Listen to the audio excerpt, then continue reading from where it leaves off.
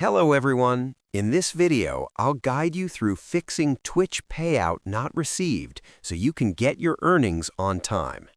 First, check your payment settings in the Twitch Creator dashboard and make sure your payout method, like PayPal or bank account, is correctly added and verified.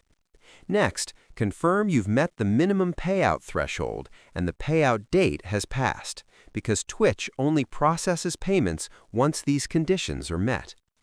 Check for emails from Twitch about payment issues or account verification requests.